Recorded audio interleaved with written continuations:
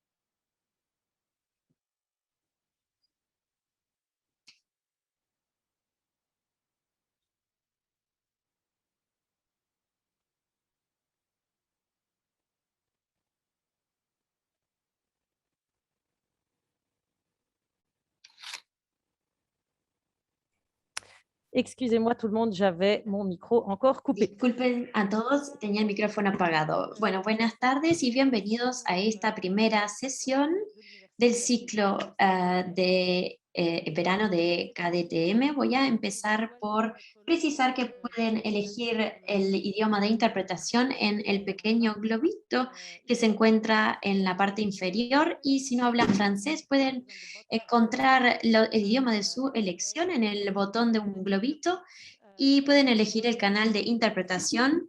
Muchas gracias a los intérpretes por su trabajo, así que voy a seguir mi exposición en francés. Bienvenidos a esta conferencia en línea que se titula La deuda o la vida, un análisis feminista de la crisis multidimensional. Me llamo Camille, soy responsable del seguimiento de la temática feminista del KDTM Bélgica y coordino los eventos de Lunes contra la Deuda que se establecieron, y que es un gran placer ser moderadora en esta sesión y recibir a los participantes tan distinguidos. Hubiese sido mucho mejor verlos en persona, pero lamentablemente es nuestra realidad hoy en día, una realidad de una crisis multidimensional que fue desencadenada por la pandemia por coronavirus, pero cuyas causas ya estaban presentes desde antes. De hecho, año tras año, los mismos errores parecen repetirse, incluso las soluciones a los efectos tóxicos. Por ejemplo, para responder al aumento de la deuda pública y las crisis económicas que afectan tanto al norte como al sur. En otras palabras, se trata de socializar la injerencia de las clases dominantes. Esto justifica las medidas de austeridad que van de manera invariable a conducir a un aumento de las desigualdades, especialmente de género. Así que es en este contexto que se inscribe esta universidad y especialmente esta sesión en línea, pero también en un contexto de soluciones que existen realmente, y aquello que defendemos es la anulación de deudas por una mayor justicia social, y es el título de toda esta serie de eventos. Así que vamos a mostrar que esto es posible y vamos a abordar esta temática de maneras distintas esta semana en colaboración con diferentes grupos y colectivos y en un formato inédito y mixto que nos permite a todos participar desde cerca o de lejos. Así que tendremos 2 conferencias más en línea y 2 días de conferencia y talleres en Lieja la semana próxima.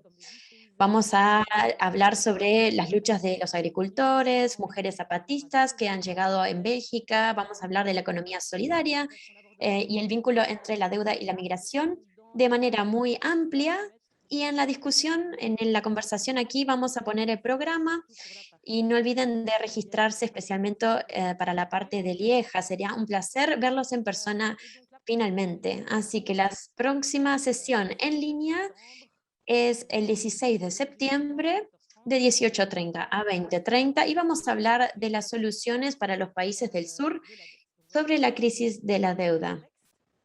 Esto es para darles un poco de contexto, pero antes de empezar, unas pocas palabras sobre el KDTM. Aquellos que no lo conocen, es el Comité para la Abolición de Deudas Ilegítimas. Es una red internacional que ahora hace 30 años, en realidad el año pasado, denuncia las deudas como un instrumento del neocolonialismo. Y de hecho, porque las deudas públicas de los países del sur que denunciamos, en primer lugar, datan de la época colonial, que justifican cambios estructurales, que además de imponer medidas contrarias a toda soberanía nacional, justifican la destrucción de servicios públicos, la protección social, los mecanismos de subsistencia, el ecosistema y por supuesto hay un mayor incremento de desigualdades a nivel de la sociedad. Y es por esto que en la mayoría de los casos las denunciamos como ilegales, odiosas, ilegítimas, insostenibles y como instrumento de dominación política y económica. Así que en función de todo esto hemos ampliado nuestro campo de acción. Las dinámicas se repiten en el norte luego de la crisis financiera y el salvataje de bancos. Se han implementado medidas de austeridad y han aparecido nuevas formas de deudas que reproducen estas dinámicas de transferencia de riquezas de los pobres a los ricos, igual que las deudas privadas. Hablamos de diferentes tipos de deudas, así que hoy vamos a hablar de deudas ecológicas, reproductivas o de cuidado. Y hemos ampliado nuestro campo de acción estos últimos años y es así que nos hemos convencido que la dominación se entrelazan y se demuestra que las mujeres especialmente son afectadas por las crisis y de esto vamos a hablar en la conferencia. Así que esto es un poco más el contexto y más importante aún en la situación de hoy en día porque por la pandemia vimos que las deudas han estallado, especialmente han adoptado nuevas formas. Por ejemplo, hay una nueva ola de deudas donde, por ejemplo, en Portugal hay imprecedentes sobre deudas para pagar los alquileres. También hay las mismas soluciones o falsas propuestas por las instituciones financieras internacionales y eso creo es que de manera muy clara permite poner de manifiesto que la magnitud de la pandemia y la crisis está relacionado con los cuidados y con lo vivo, que es tan esencial, pero que invisibilizan y destruyen tanto al norte como el sur en relación con la deuda. Así que estas son cuestiones que abordan la economía feminista y que nosotros debemos de manera imperativa poner en el centro de nuestro análisis y en nuestras preocupaciones que ya está en el corazón de nuestra lucha. Así que tomo esta oportunidad para decir que en los próximos meses el KDTM va a tener 3 nuevas publicaciones que abordan la deuda desde una perspectiva feminista. Está el libro nuevo de Eric Toussaint, que ofrece un análisis crítico de estrategias de género y por el Banco Mundial. También hay un nuevo número de la revista Los Otros Voces de la Planeta que va a salir en primavera y hay muchos contribuidores, además de Christine van der Leyen. Así que muchas gracias a Bea también por haber organizado esta conferencia y gracias a Anaís y Remy por la gestión de los aspectos técnicos que a veces quedan invisibles pero son igual de importantes. También pueden registrarse y ver las publicaciones sobre nuestro sitio internet, kdtm.org. También lo vamos a incluir en la conversación. Y luego vamos a estar disponibles en los locales de Lieja y Bruselas. Y para terminar con estos aspectos un poco técnicos, también pueden encontrarnos en Facebook, en Twitter. Y esta conferencia va a estar mostrada en YouTube y la pueden compartir. Así que lo que vamos a hablar más en detalle esta tarde es el aumento de las deudas públicas y privadas y sus consecuencias directas sobre la economía doméstica y más especialmente sobre la vida de las mujeres. Para citar un ejemplo, son las mujeres quienes asumen las responsabilidades vinculadas con la reproducción social y se endeudan para poder mantener a sus familias, proveer alimentación, alojamiento y también que se ocupan de los niños.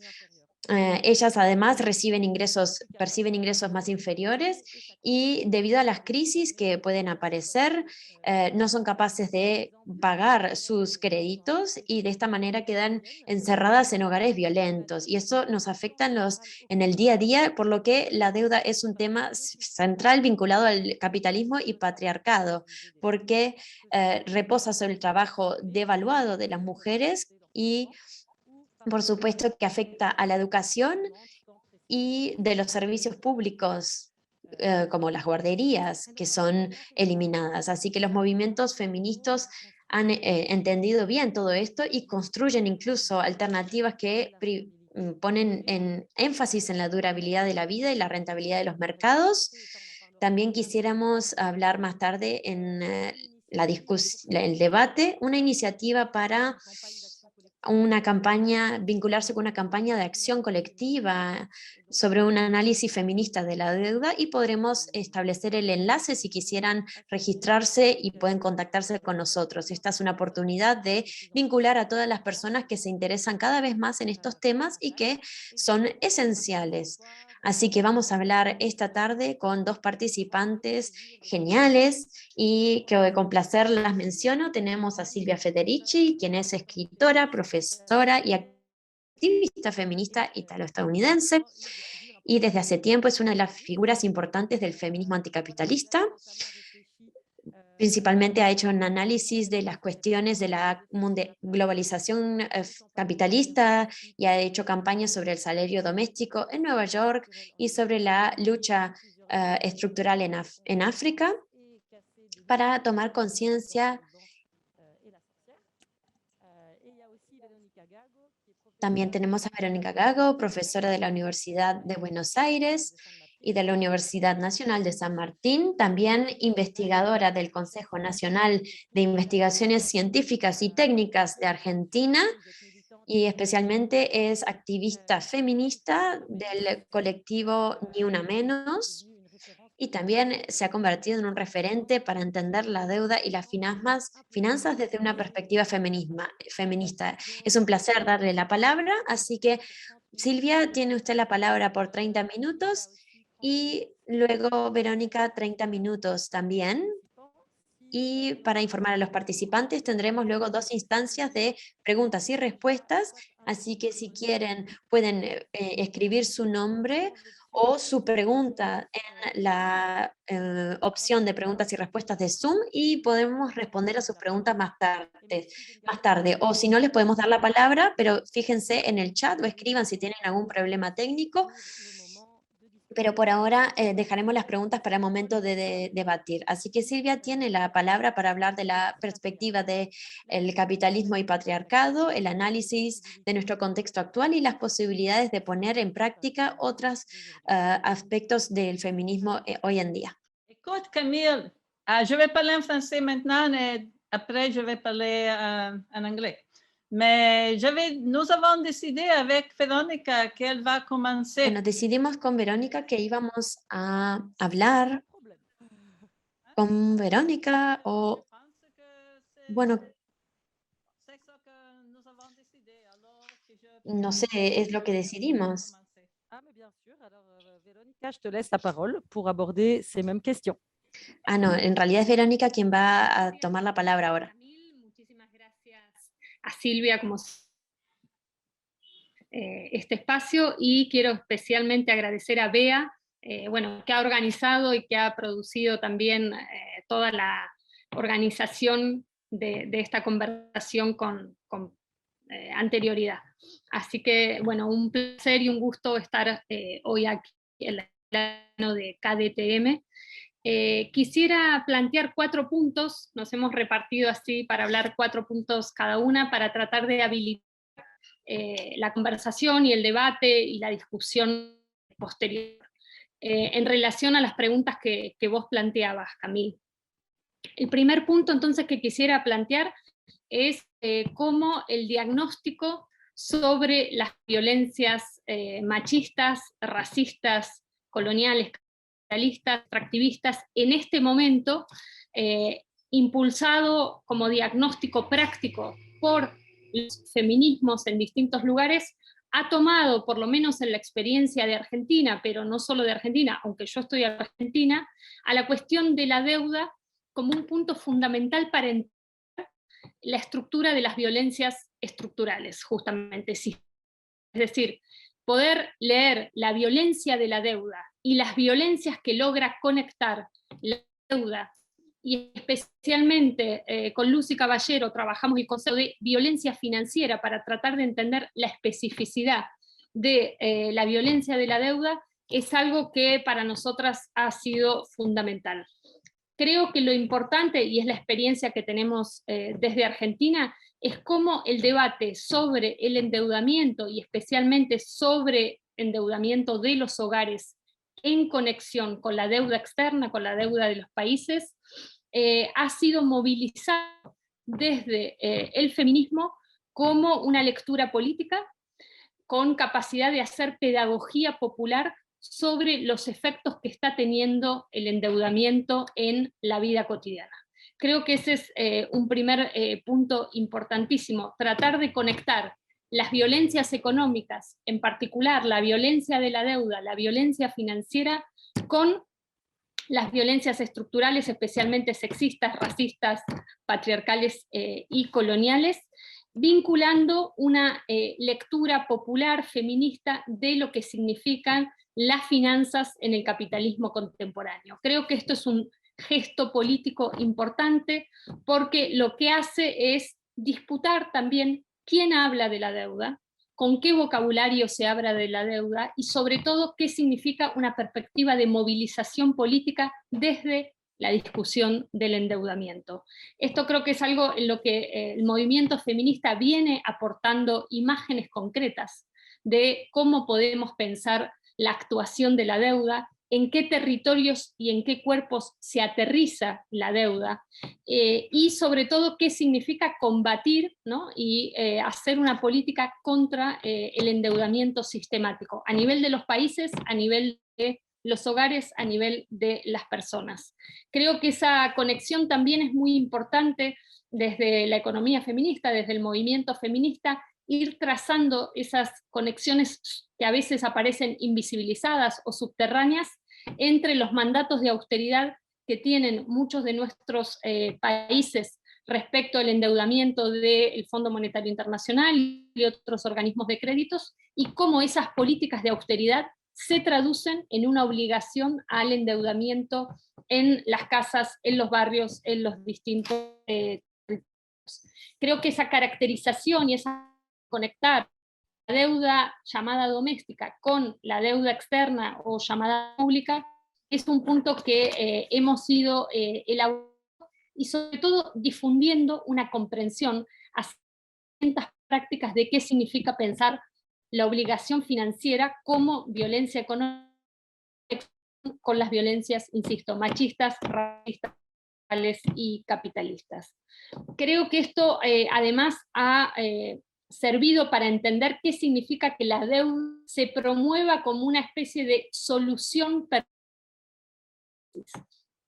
Creo que esto ya lo veníamos discutiendo, qué significa que lucre y se aterrice en las economías más precarizadas, en las economías más empobrecidas, y además lo salvataje, de alivio, de ofrecer soluciones frente a movimiento cotidiano. Entonces creo que es muy importante que desde el feminismo se trata todo el tiempo de alumbrar, de analizar y sobre todo de confrontar. En Argentina hemos trabajado especialmente el vínculo entre endeudamiento y las políticas de ayuda sociales. ¿Qué significa que el acceso a ciertos derechos, que el acceso a ciertos recursos públicas sea también una vía aprovechada por las corporaciones financieras para a la población, también de manera compulsiva, para extraer justamente los magros recursos de ciertas políticas públicas y capturar incluso esas ayudas sociales. Nos parece que este es un mecanismo muy importante porque también permite ver cómo se vincula la financiarización de la vida cotidiana, incluso en, digamos, las poblaciones, especialmente mujeres, que no necesariamente tienen un salario, no necesariamente tienen un trabajo formal, y las finanzas más bien se aprovechan de su condición de beneficiarias o asistidas por distintas. Entonces, creo que ese es un punto también fundamental. El movimiento feminista activando contra la deuda también esa dimensión transnacional del capital financiero, y por eso donde la internalización, digamos, de las dinámicas feministas ha sido tan potente, creo que una clave de esa posibilidad de confrontar, de leer, de analizar la deuda en una suerte de geografía, dándole fuerza a ese internacionalismo feminista que está. La segunda cuestión que querría plantear es el análisis que nosotras hacemos de mecanismos de extractivismo. Incluso hablar de extractivismo, eso también es una imagen potente para tratar qué significa que junto a las dinámicas extractivistas, territorios que sabemos que se apoderan de ciertos recursos, ciertos bienes comunes, que hoy lo vemos además en América Latina con una avanzada cada vez intensiva, una avanzada propiamente neocolonial, combinar y conectar también cómo las finanzas tienen una operatoria que es extractiva, ¿no? Que extrae valor, que extrae trabajo, que extrae energía y que extrae recursos comunes a través del endeudamiento. Por supuesto que hay conexiones de todo tipo entre, por ejemplo, la valorización de activos financieros de las empresas mineras o de distintos recursos comunes. Es importante pensar esta práctica de extractivismo financiero sobre especialmente las mujeres, pero en general sobre las poblaciones más desposeídas que en sus territorios son objeto de extracción por medio de esta generalización del endeudamiento como herramienta de la vida cotidiana. En ese sentido, trabajamos una noción que es la de extractivismo ampliado, con la posibilidad de conectar justamente las formas de desposesión, de despojo, pero también de explotación del trabajo, incluso explotación del trabajo que muchas veces no es reconocido como trabajo. Estoy pensando en el trabajo de las economías populares, pero sobre todo en el trabajo de mujeres, en el trabajo reproductivo, en el trabajo de mujeres lesbianas, travestis, trans, que hoy están, digamos, en la primera línea de la crisis en los distintos territorios. Esta conexión a partir de la formulación del extractivismo financiero, de pensar justamente la dinámica extractiva de la deuda sobre ciertos cuerpos y sobre ciertos territorios, creo que por un lado nos permite conectar además la dimensión de los territorios urbanos con los territorios suburbanos, campesinos e indígenas, pero también nos permite pensar qué pasa, por ejemplo, en América Latina, como en otros continentes, donde no hay solo explotación y extracción de recursos naturales y de bienes comunes, sino también extracción y explotación de una fuerza de trabajo cada vez más informalizada, cada vez más precarizada, que incluso no necesita de tener un salario para acceder hoy de manera masiva al crédito, a la deuda, como forma de la reproducción social. Lo que hemos visto de este extractivismo financiero, especialmente en la pandemia, ha sido una intensificación voraz. Hemos visto que lo que no se detuvo durante la pandemia fue la extracción de renta inmobiliaria a través del precio del alquiler y del extractivismo financiero en las viviendas, extractivismo en relación a la dolarización de alimentos y medicamentos, eso no solo con lo que ha significado las vacunas, sino también lo que significa el agronegocio en nuestros países y la traducción de ese agronegocio en catástrofe ecológica política, pero también en la dolarización de los alimentos. Y también extractivismo en dinámicas educativas que después podemos seguir charlando. Pero me parece importante ver cómo esa extracción de renta se intensificó en pandemia, fue lo único que no se inmovilizó, y que más bien se profundizó en términos de extracción sobre la reproducción social, vivienda, salud, educación y alimentos especialmente. Esta noción de extractivismo financiero entonces nos permite además vincular y conectar distintas luchas anti-extractivistas y también pensar la lucha contra la deuda como una lucha anti-extractivista.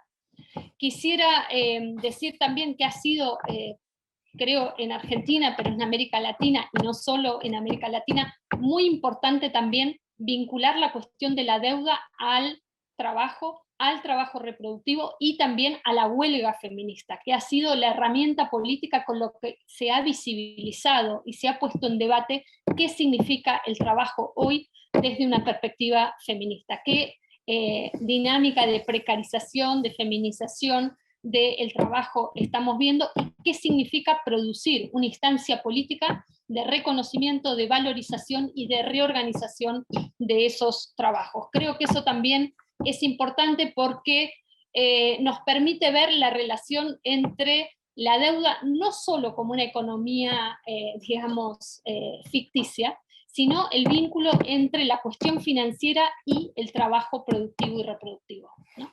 Y sobre todo lo que hemos visto es cómo la deuda doméstica y especialmente el sobreendeudamiento de los hogares se ha convertido en un ordenador de las distintas maneras de precarización del trabajo, de cómo estructura la obligación financiera una temporalidad y una continuidad a futuro que hoy no tienen los trabajos, por ejemplo, y entonces cómo la deuda se ha vuelto compulsiva e incluso hoy casi ningún tipo de ingreso, ni salarial, ni ayuda social, ni pensiones, sirve o garantiza la reproducción social. Entonces la deuda se ha convertido en el complemento obligatorio de cualquier tipo de ingreso. Lo que nosotras venimos impulsando es tratar de pensar qué significa la deuda también como herramienta y como dinámica de control y de gobierno de esta productividad y de esta vitalidad social, y qué significa la transversalidad y la ubicuidad de la deuda, porque hoy vemos deuda destinada a mujeres, deuda dedicada a mujeres de las economías populares, deuda destinada a las mujeres campesinas, deuda destinada a las madres a cargo de hogares. Distintas formas de deuda que son versátiles a distintas dinámicas laborales y a distintas situaciones de vida. El último punto que quisiera plantear tiene que ver de nuevo con la pandemia. Creo que, como han insistido las compañeras del movimiento feminista en Chile con una consigna muy sintética, muy maravillosa, no pagaremos esta crisis con nuestros cuerpos y nuestros territorios. Nosotras desde Argentina veníamos diciendo ni una menos, vivas, libres y desendeudadas nos queremos. La deuda es con nosotras y con nosotres. Ahora, bueno, hemos lanzado con Silvia, con Lucy y con un montón de compañeras y compañeros que están en el libro la consigna ¿quién le debe a quién?, también retomando otras experiencias. Me parece que son distintas consignas que sintetizan un conocimiento político y una manera de hacer pedagogía política feminista sobre la forma de endeudamiento, y que se están convirtiendo en puntos centrales en la pandemia porque la deuda se ha incrementado tanto a nivel, bueno, en nuestro país como a nivel nacional, como en los hogares. Hemos visto el surgimiento de un montón de nuevas deudas en pandemia. Deudas para atravesar la emergencia habitacional, de salud, de alimentos y justamente económica en general, de trabajo. La deuda se propone de nuevo como manera de gestionar la urgencia y la crisis y como incluso manera de atravesar la crisis. La deuda de nuevo se ha incrementado incluso cuando se ha incrementado también la carga de trabajos reproductivos. Lo que se ha discutido durante este tiempo de pandemia como trabajos esenciales, ¿no?, donde hay un reconocimiento, que podemos decir, de los trabajos de sostenibilidad de la vida, un reconocimiento de cuáles son justamente los trabajadores y las trabajadoras que han estado en la primera línea, pero la pregunta es, bueno, ¿por qué esos trabajadores y esas trabajadoras no tienen el reconocimiento necesario en términos de ingresos de esos trabajos? Más bien lo que vemos es un empobrecimiento de los trabajos que se han sobrecargado especialmente durante la pandemia. Creo que de todas maneras la discusión que está poniendo el movimiento feminista en sus distintas actividades, iniciativas y acciones tiene que ver con visibilizar otras formas de vínculo con los territorios que no son extractivas, es decir, contraponer otras dinámicas de redes, de organización, de provisionamiento, incluso de conquista de recursos, que no plantean una relación extractivista con los territorios. Creo que se está proponiendo o intentando discutir qué sería una reorganización de los trabajos reproductivos y una valorización de esos trabajos reproductivos y qué significa una remuneración de esos trabajos y sobre todo maneras concretas de confrontar que la deuda aparezca como la salida, ¿no?, y la solución de estas crisis múltiples que estamos viviendo en pandemia. Desde Argentina estamos trabajando en distintas iniciativas sobre la producción de mayor datos de qué significa este endeudamiento en la vida cotidiana. Distintas organizaciones hoy han incluido la cuestión y la investigación sobre la deuda en estas claves que venía comentando, como herramienta de gobierno de ciertos territorios, como manera de discutir qué significa y quién va a pagar hoy la crisis, y creo que ese conocimiento producido desde las organizaciones, y especialmente desde las organizaciones feministas, es muy valioso para, de nuevo, volver a poner la pregunta de qué significa la desobediencia a la deuda y cómo mapeamos esas desobediencias ya existentes. Creo que estoy con el tiempo, así que muchísimas gracias.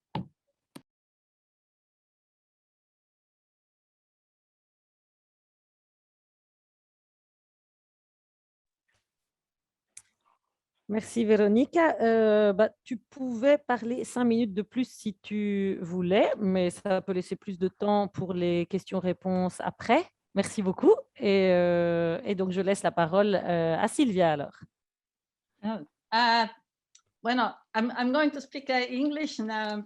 And first of all, greetings to everybody who's listening to us. Voy a hablar en inglés, así que un saludo a todos los que nos escuchan y muchísimas gracias a Camille y a Bea y a todas las compañeras del CADTM. Durante mucho tiempo he estado luchando contra la deuda y dando un montón de análisis y tratando de ayudar a los movimientos en todo el mundo. Esto ha sido un trabajo fantástico y creo que este trabajo hay que ampliarlo y asumirlo por parte de otras organizaciones de mujeres y del movimiento feminista, porque como ha explicado Verónica de manera tan convincente,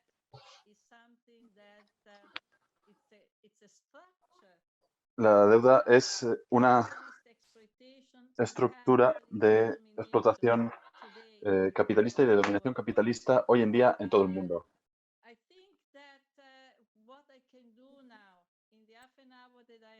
Creo que lo que puedo hacer ahora en la media hora que tengo es tratar de repensar algo sobre la historia de la deuda y en lo que implica desde el punto de vista del tipo de trabajo político que tenemos que realizar para organizar un movimiento amplio y especialmente un movimiento feminista contra la deuda. Querría decir que ya en los años 90 la cuestión de la deuda y en particular la cuestión de la crisis de la deuda, que fue completamente fabricada, completamente artificial, estaba en el centro del movimiento antiglobalización. O sea que ya tenemos la experiencia de un movimiento amplio sobre la deuda. Creo que para afrontar esto, desde el punto de vista de las luchas de las mujeres, a nivel popular, el movimiento popular de mujeres sigue siendo un tema muy importante, como ya ha explicado Verónica. La deuda. ¿Qué es la deuda? Lo primero que quería decir es que hay que darse cuenta que la deuda nacional y la deuda personal están completamente conectadas. La una produce la otra. La deuda externa, en realidad, es el padre de la deuda individual. Porque la deuda nacional, la deuda del Estado, deriva de todos los recortes en derechos sociales y todas las reformas, contrarreformas. Entonces hay una afiliación directa entre las dos. Y está claro, cuando miramos el contexto en el que la crisis de la deuda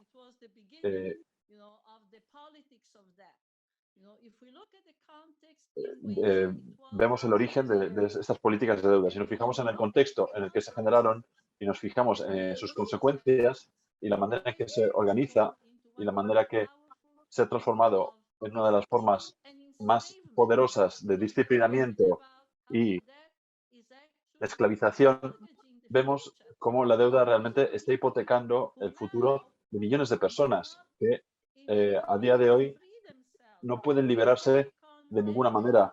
Tienen que asumir cualquier trabajo que se les proponga y básicamente tienen que sacrificar toda su energía para pagar la deuda.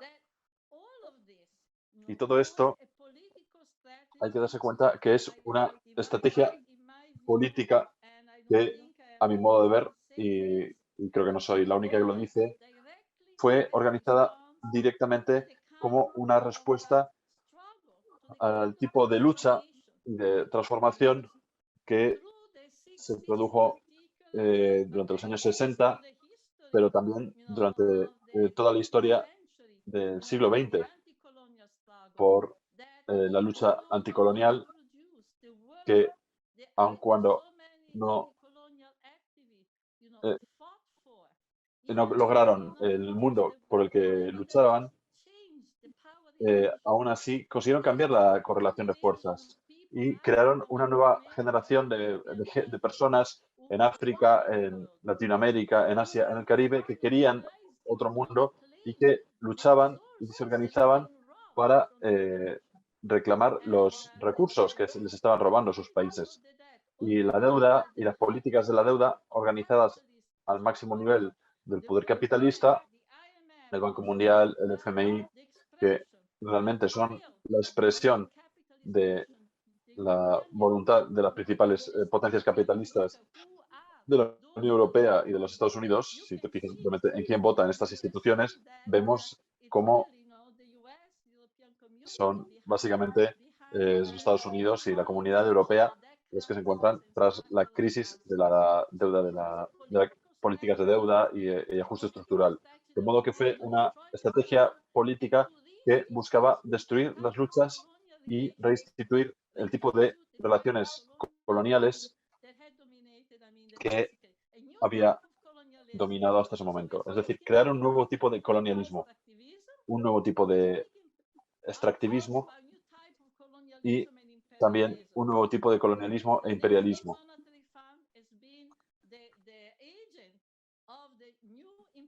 El Fondo Monetario de esta manera ha sido el creador del nuevo imperialismo en el siglo XX y en el siglo XXI. Y esto lo vemos claramente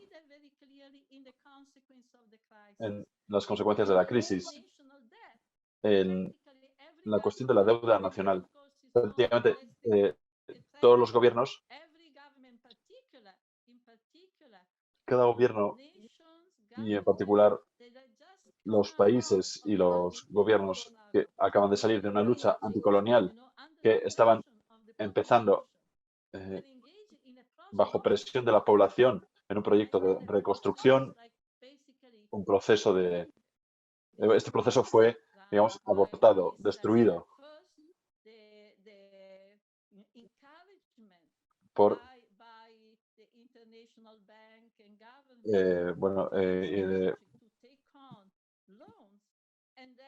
porque se animó a estos países a asumir deuda y después se subió el precio del dólar, etcétera, etcétera. Fue el FMI y el Banco Mundial los que les animaron a asumir deuda. Y entonces, todos estos países tuvieron que retirar cualquier financiación de apoyo a la reproducción social, es decir, hacer recortes en los servicios públicos, en los salarios públicos, etcétera. Y es ahí donde la deuda nacional acaba generando la deuda individual, porque cuando se recortan los servicios públicos, cuando se cierran las industrias porque supuestamente no son suficientemente productivas, cuando se da la devaluación monetaria brutal, donde cualquier dinero que tiene la gente pierde todo su valor y se convierte en mero papel, ahí es cuando tienes que empezar a endeudarte.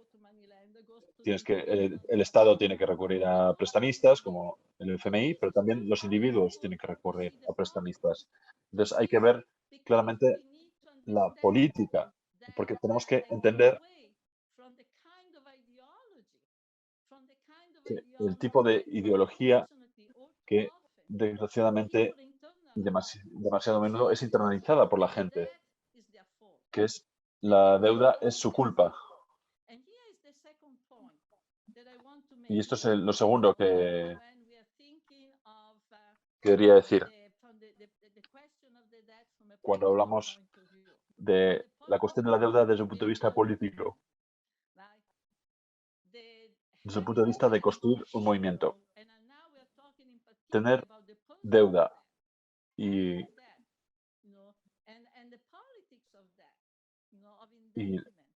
vamos a hablar de las políticas del endeudamiento.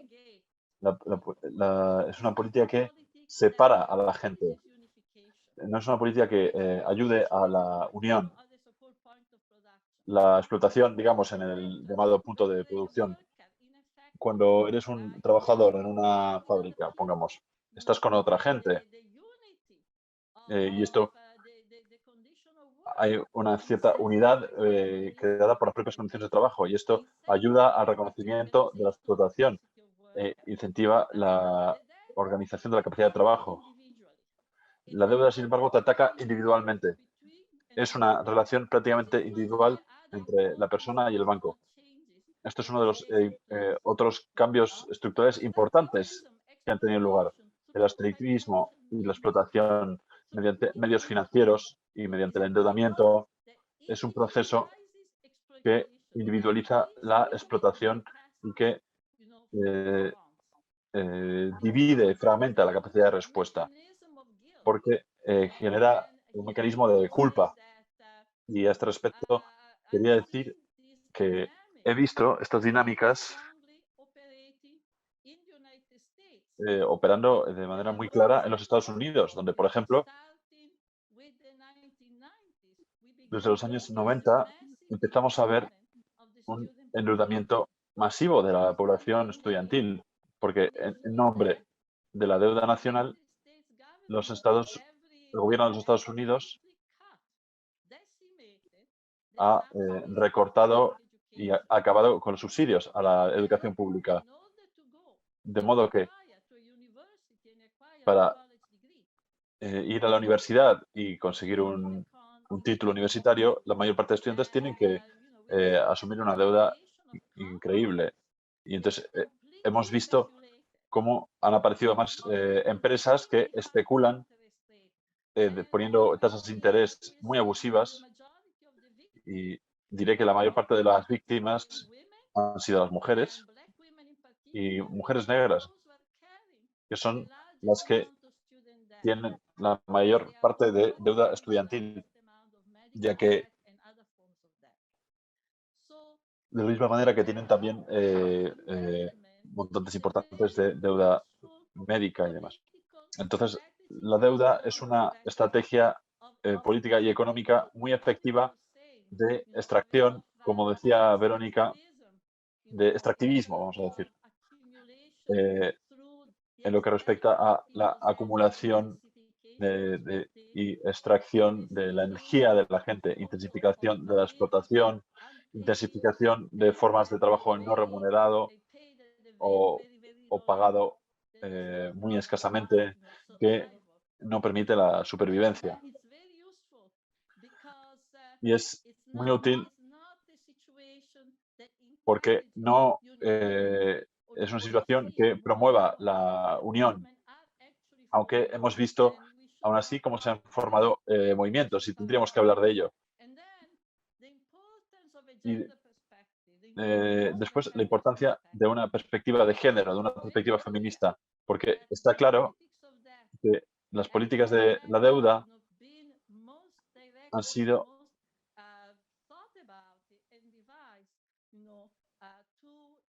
diseñadas para extraer el trabajo de las mujeres. A este respecto hay toda una literatura y una discusión que si tuviéramos más tiempo podríamos abordar sobre la cuestión de los microcréditos. Creo que Verónica ha dicho algo muy importante y es que las políticas nacionales están creadas de manera con respecto a los salarios, al empleo, que cada vez más la población depende del endeudamiento para poder sobrevivir. Dependen del endeudamiento. De modo que lo que está en juego es un proceso a escala global de esclavización. No solo no se trata de atar a alguien y amarrarle a un árbol para convertirle en un esclavo, sino que tienes que hacerlo de manera que cada momento de su vida esté dominado por la necesidad de devolver la deuda. Por ejemplo, la experiencia, lo que cada vez se siente más a gran escala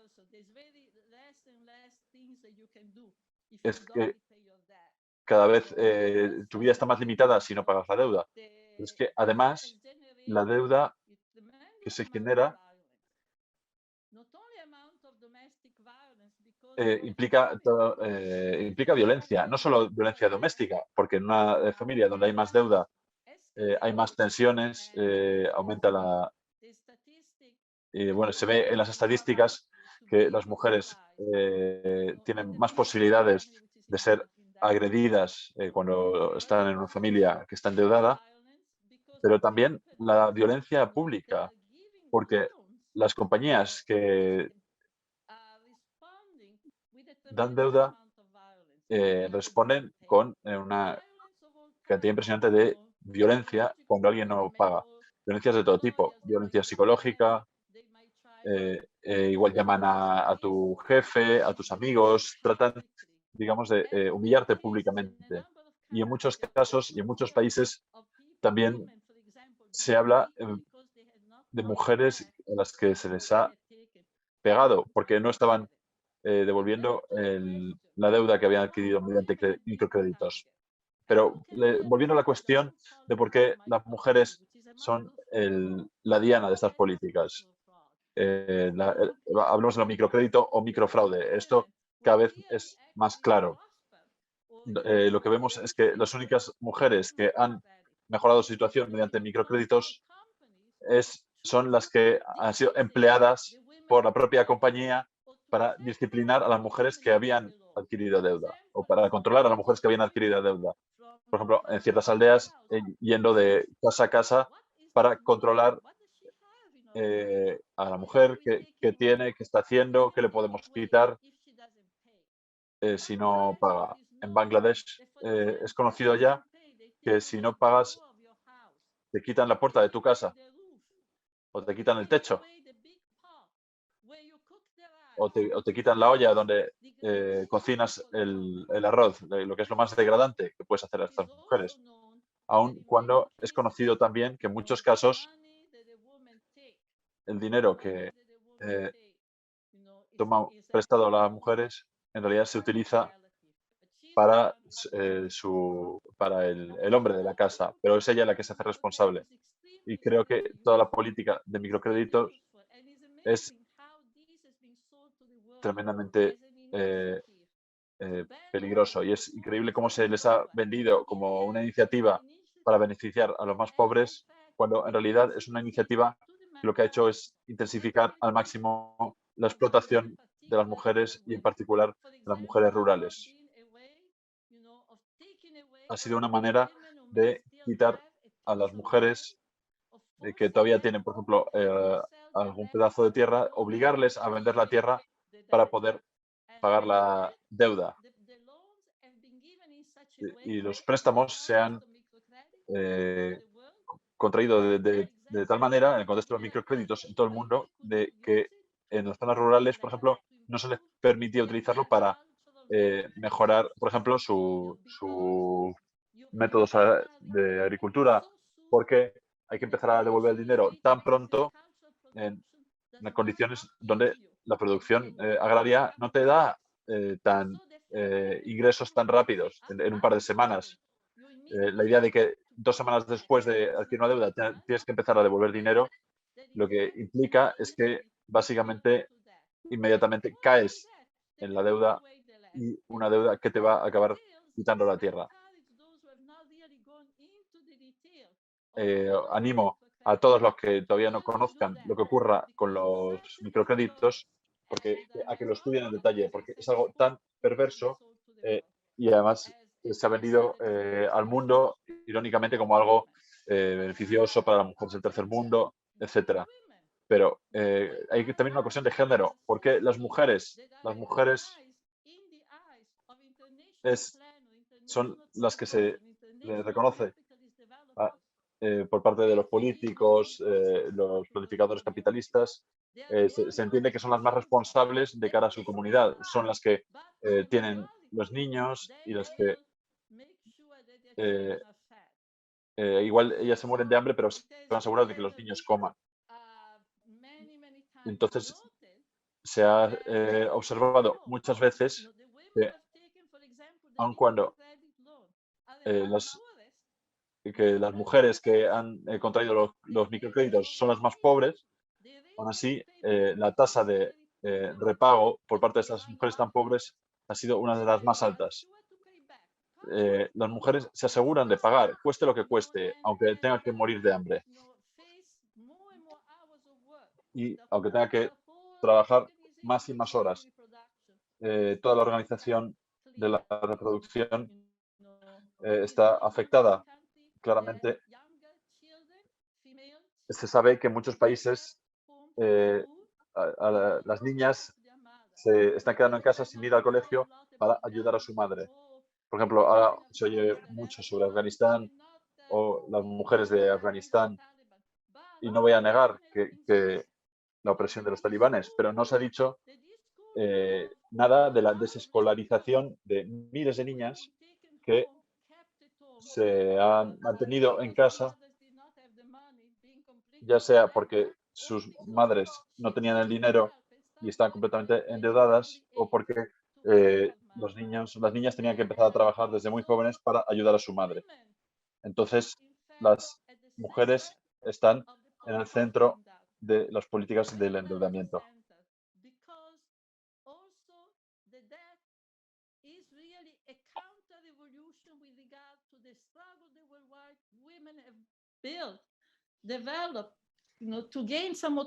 Para poder ganar autonomía, para destruir el proceso de reproducción, para luchar contra la reapropiación de recursos que necesitamos para que de hecho podamos tener una vida digna, que sea digna de vivir y que ahora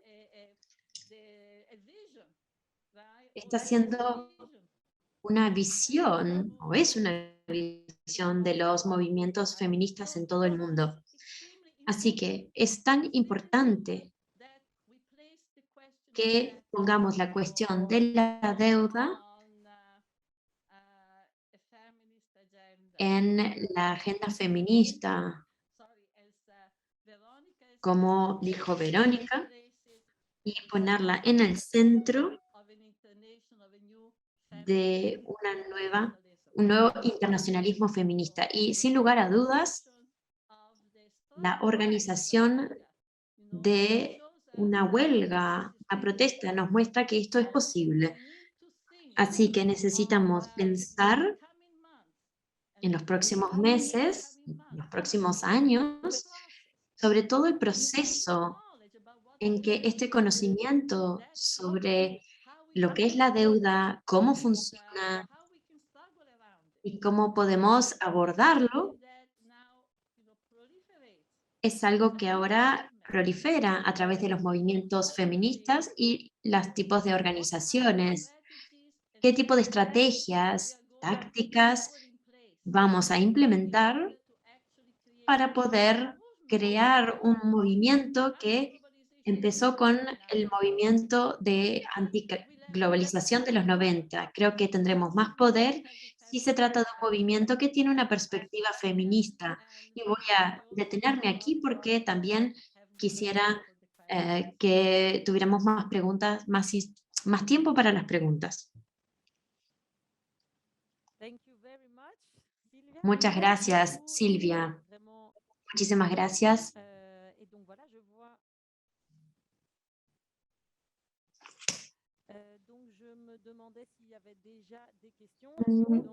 Quería saber a ver si había preguntas. Estoy viendo la conversación de Zoom, preguntas y respuestas, y no veo ninguna pregunta. Así que no duden en inscribirse, registrar sus preguntas si tuvieran algunas. Podríamos plantearlas directamente. No sé, Remy, si había alguna otra pregunta que fue recopilada con otro mecanismo. En todo caso, mientras esperamos, denme un segundo, por favor, porque quisiera gestionar mis dos ventanas que están abiertas al mismo tiempo, pero había varios comentarios que fueron mencionados en la conversación, así que creo que algunos de ustedes ya las han leído, pero las voy a leer en voz alta, así que si quisieran responder, Silvia y Verónica, por favor. Así que Jawad nos decía que está totalmente de acuerdo con Silvia sobre el vínculo entre deuda pública y deuda de estudiantes y de agricultores. Explica que la estructura de microcréditos en Marruecos es un ejemplo de cómo las familias pobres dependen de este endeudamiento para cubrir las necesidades básicas como la educación de los niños o los servicios sanitarios. Así que precisa que las mujeres son las principales víctimas en estos casos.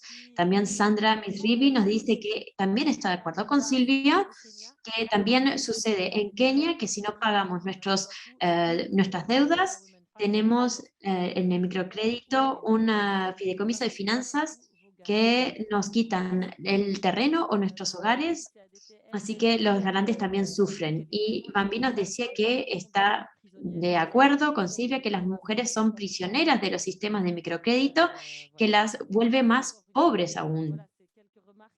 Estos son algunos comentarios que refuerzan las reivindicaciones sobre que los microcréditos no son las soluciones, como se pretende hacer pasar por el Banco Mundial y otros mecanismos. Bueno, si quisieran mencionar algo sobre esto y en otras temáticas, Elizabeth pregunta a Verónica de aclarar lo que dice sobre desobediencia de la deuda. También tenemos una pregunta de Joel, donde se expone, dice, muchas gracias por la presentación, que fue apasionante. ¿Qué piensan sobre los comedores y la operación vaso de leche en Perú, al igual que banderos y diferentes modelos de... se trata de la economía feminista y solidaria, que preciso va a ser con Joel, uno de los temas de nuestra Universidad de Verano, en presencial en Lieja.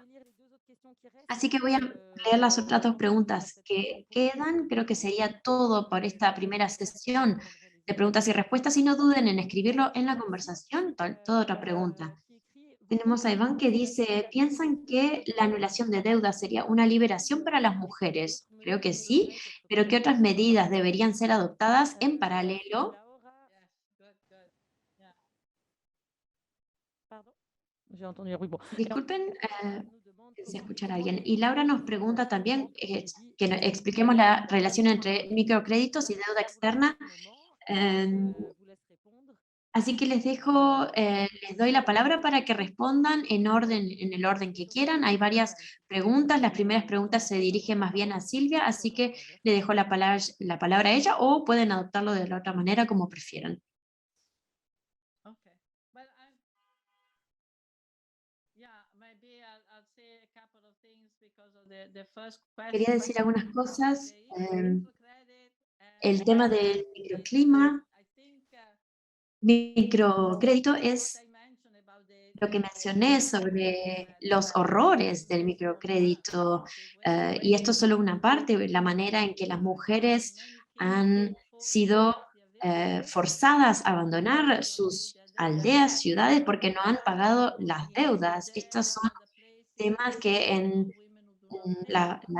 se habla mucho de la falta de las mujeres que no han pagado sus deudas, y los bancos reivindican esto, ¿no?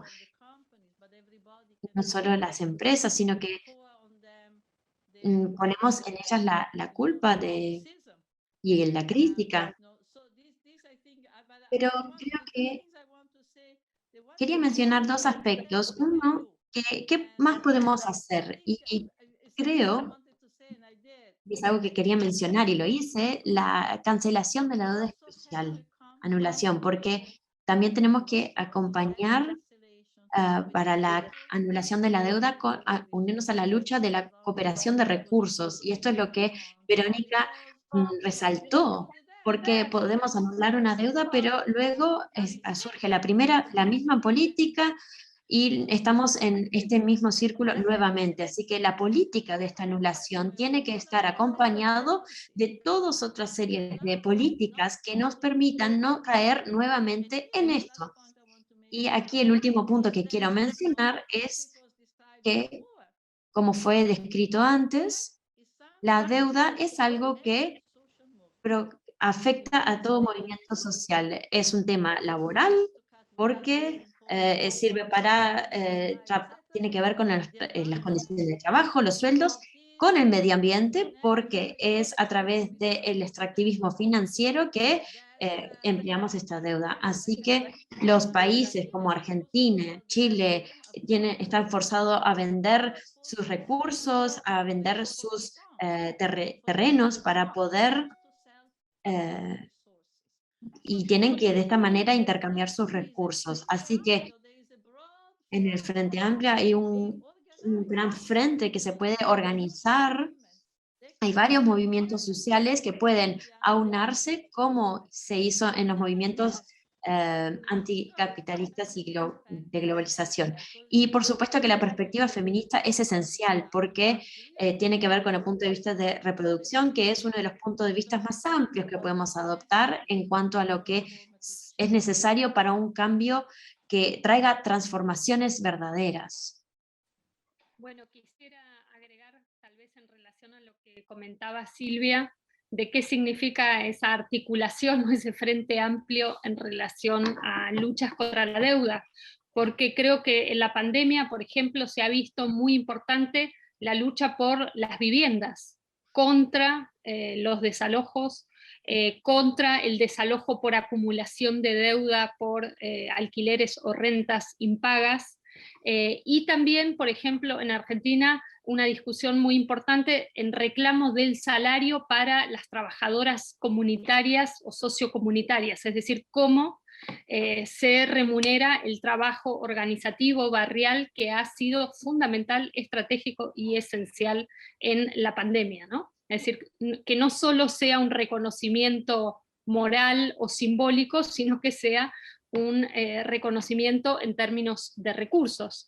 Entonces, me parece que esa dinámica que simultáneamente explica cuáles son los despojos que nos obligan a tomar deuda, ¿no? Es decir, ¿por qué entonces significa que estamos reclamando más políticas públicas para no tomar deuda para responder de esas necesidades en formas privadas, pero también creo que hay una cuestión de ir discutiendo cuáles son las promesas, por ejemplo, que el Fondo Monetario Internacional obliga a los países como oferta de recursos como condición del endeudamiento, ¿no? Y en general son recursos naturales, ¿no? Eso lo vemos. Formas de reformas en la legislación del trabajo. O sea, eso lo vemos también de manera muy clara. ¿Cuáles son los condicionamientos del Fondo Monetario Internacional? Recorte de políticas públicas, oferta de ciertos territorios dedicados al extractivismo y reforma tributaria y laboral, ¿no? Está muy claro cómo eso se traduce inmediatamente en esto que decíamos de, bueno, menos recursos públicos, mayor flexibilidad, precarización en los trabajos, y me parece que hay otro punto que es como todas estas dinámicas van introduciendo lógicas de violencia en los territorios, ¿no? Y esto creo que es un punto más de cómo el endeudamiento generalizado también involucra, ¿no?, un crecimiento de ciertas economías ilegales que están respondiendo hoy a la crisis, ¿no?, y que proveen recursos frente a la crisis y que intensifican las violencias en los territorios. Y que esto después, ¿no?, se quiere solucionar, entre comillas, con más política de seguridad o con discursos racistas o fascistas, ¿no? Creo que ahí hay una conexión también muy importante que hacer, cómo este despojo y este endeudamiento habilita, produce otras formas de violencia, otras organizaciones sociales de esa violencia, y cómo se intenta responder eso en términos de fascismo microsocial, digamos, y también fascismo institucional. Entonces creo que ahí hay un punto también importante. En relación entonces a la desobediencia de la deuda, me parece que es un punto importante ir conectando estas luchas por la vivienda, lucha por el salario a las trabajadoras no reconocidas como trabajadoras, lucha por los recursos públicos, por las políticas públicas, y luchas anti-extractivas, ¿no?, en la medida en que están conectadas de manera orgánica a estas formas de endeudamiento público y doméstico.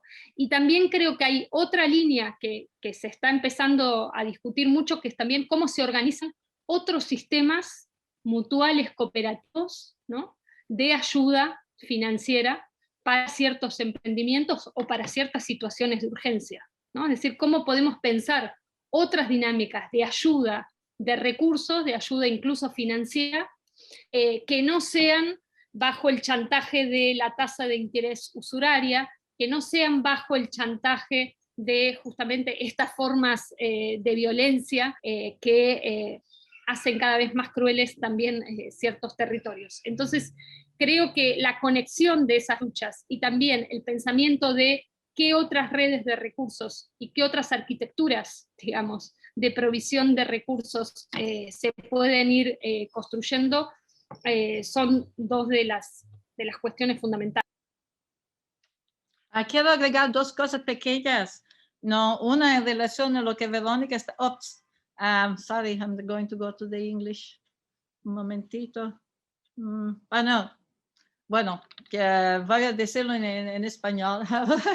Que no pensamos, yo pensaba cuando tú hablabas, Verónica, a los zapatistas, ¿no? Los zapatistas en su territorio han reconocido que, bueno, somos todavía en sociedades donde desfortunadamente somos bajo del disciplinamiento del dinero, ¿no? Así que tienen bancos, pero muy diferente, completamente diferente de lo que son los bancos en la sociedad capitalistas, porque te dan un préstamo porque tú lo necesitas, porque necesitas, no se puede, ¿no? Ellos también no pueden salir completamente de las redes monetarias, pero no hacen especulación, no usan el dinero como una forma, ¿no?, como una forma de explotación. Esto es muy importante, ¿no? Y la otra cosa, es la cuestión del vaso de leche. Una compañera ha preguntado que es la diferencia con el vaso de leche. Yo no sé completamente la historia del vaso de leche, pero me recuerdo, por ejemplo, que no, personajes como Raúl Zibeki, compañeros como Raúl Zibeki, ¿no? Han hablado que en Perú, por ejemplo, la actividad de aprovechar un glaso de leche a los niños, a las niñas, ¿no? No estaba, no era, no es que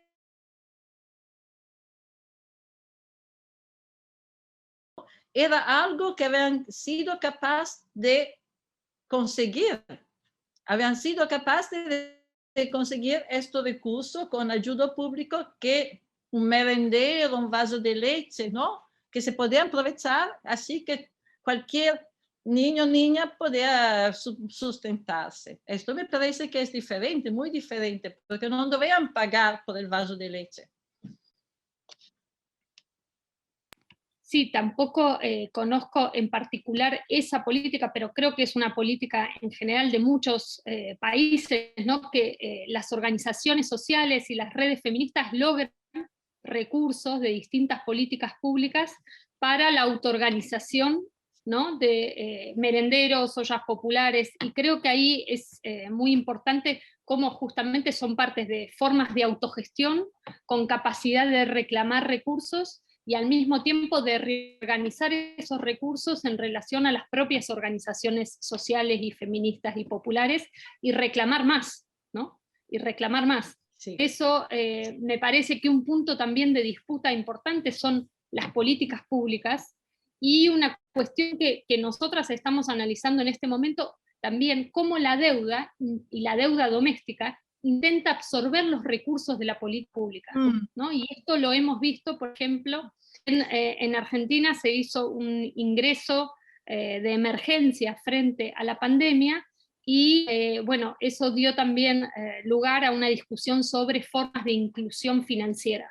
Pero con algunas compañeras hicimos una investigación y un informe diciendo qué pasa cuando esos recursos y esa llamada inclusión financiera se hace sobre una población ya previamente endeudada, ¿no? Entonces, esos recursos son absorbidos de nuevo en el circuito completo por corporaciones bancarias, financieras, que se quedan incluso con el recurso público, ¿no? Entonces, ahí me parece que hay un circuito, ¿no? En que la deuda justamente incluso absorbe y captura política pública, y política pública en medio de la emergencia.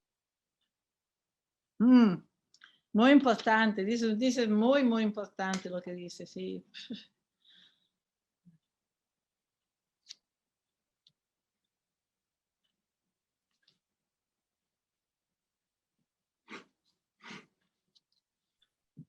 Merci beaucoup pour vos réponses. Il y a Muchas plein- gracias por sus respuestas. Hay muchas otras preguntas, así que voy a recordarles que no duden en registrarse, pero tenemos otra pregunta de Manotzik, es que si ¿qué podemos hacer en paralelo, además de los microcréditos en las economías pobres y microcréditos para el consumo que se proponen y que es una forma de endeudamiento o una forma de tutela? Matilde también pregunta cuáles son las soluciones y qué piensan Verónica y Silvia. Creo que varias de estas fueron mencionadas, pero podemos resumirlas al final de la conferencia si quisieran agregar algo más. Y también una cuestión de Sol. En todo caso, podríamos construir una organización bancaria autónoma para el apoyo de la manera paralela o seguir con la utopía de buscar el control del Estado. Estas son preguntas que se vinculan con lo anterior. Y tenemos una pregunta de Manon que dice: hola, gracias por estas buenas conversaciones. Un ingreso universal sería una solución a este vínculo directo entre deuda externa y privada, y en todo caso, ¿cuáles son los límites de esta solución? Y en todo caso, ¿cuáles serían las alternativas? Esto ya aborda varios temas, pero voy a leer una más y luego, o tal vez dos más, y luego podemos hacer una tercera ronda de respuestas. También tenemos el proyecto AFD. bueno, no sé por qué las iniciales, pero es de Marruecos. Dice, creo que las participaciones son interesantes. Luego del análisis feminista de la deuda, me pregunto qué esfuerzos, tiempo y mecanismos deberían utilizarse para concientizar a las organizaciones y los organismos que hacen un recurso a estos microfinanzas para mejorar la situación de mujeres. Así que en concreto, cómo podemos ayudar a las mujeres que se enfrentan a las microfinanzas. Y luego tenemos a Africa Coal Network que nos preguntan cómo pueden participar las mujeres en distintos niveles para luchar contra la deuda y cuáles son las opciones financieras para esta lucha. Así que les dejo tal vez a que respondan a otras, a los demás para que respondan a las preguntas como el salario universal, o las organizaciones bancarias autónomas y otras cuestiones que fueron mencionadas. Así que les doy 10 minutos para que respondan y luego voy a retomar otras preguntas. Bueno, voy a comenzar ver rápidamente porque se podía hablar todo. Bueno, microcrédito y consumo. Yo creo que es importante recordar aquí que en muchísimos lugares el microcrédito es asociado con el obligo al consumo. Por ejemplo, en varios países, ¿no? En África, se da el microcrédito, se da un préstamo y se obliga que parte del préstamo debe ser usado para comprar productos. Entonces, hay alianzas entre las compañías de préstamos y como compañías comerciales de comida. Por ejemplo, de yogurt Danone se ha aliado con una compañía de préstamo como en Bangladesh y en otros países, así que si tú tomas un préstamo, y también, ¿no? También tú pagas, cuando tú buscas un préstamo, esto es muy, muy importante, cuando tú buscas un préstamo con el microcrédito, no te dan todo el dinero que tú has pedido, te dan solamente, te dan el 80%, porque, pero tú pagas el interés sobre todo, pero te desbolsan solamente una parte diciendo que estas son mujeres que no tienen familiaridad con el dinero, no conocen, etcétera, etcétera. Así que no podemos darle todo. Pero a partir del inicio, tú pagas el interés sobre todo el préstamo. Entonces hay una relación muy, muy directa entre el consumo y esto. La otra, tenemos un banco alternativo. Sí, ya está, muy viejo, en toda la África, las tontinas.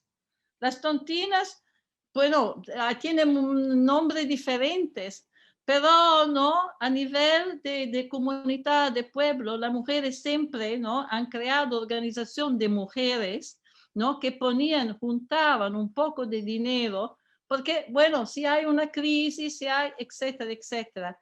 Y turnándose, ¿no? Buscaban un poco de dinero, ¿no? Y, bueno, es muy diferente por el microcrédito. Es interesante que cuando la política del microcrédito fue armada, ¿no? Inmediatamente emplearon mujeres que se preocupaban de crear grupos de mujeres al cual dar el préstamo. Entonces, el préstamo siempre es dado en el microcrédito a grupos. ¿Por qué? Con la idea que las mujeres se van a disciplinar l'una con la otra. Si tú no pagas, yo debo pagar.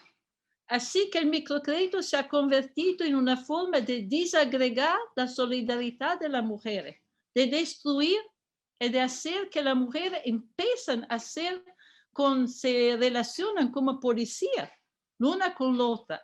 Tú estás tomando una cerveza, pero debemos pagar el préstamo, ¿no?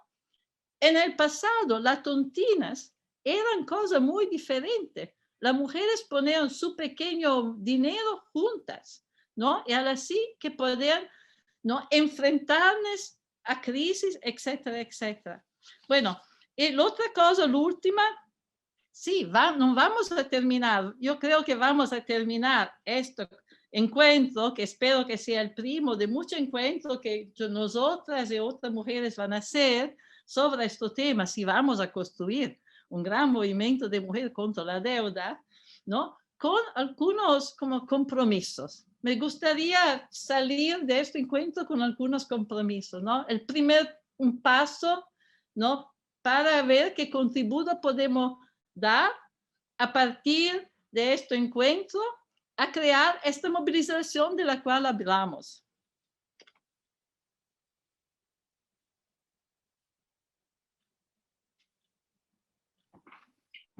Bueno, me parece muy importante la iniciativa que está proponiendo Silvia y toda su experiencia, además de pensar en campañas internacionales, poniendo esta cuestión ahora de la deuda y todo lo que permite discutir, mapear, ¿no? y hacer en términos de pedagogía feminista sobre las a partir de el endeudamiento, ¿no? Creo que ese es un punto muy importante.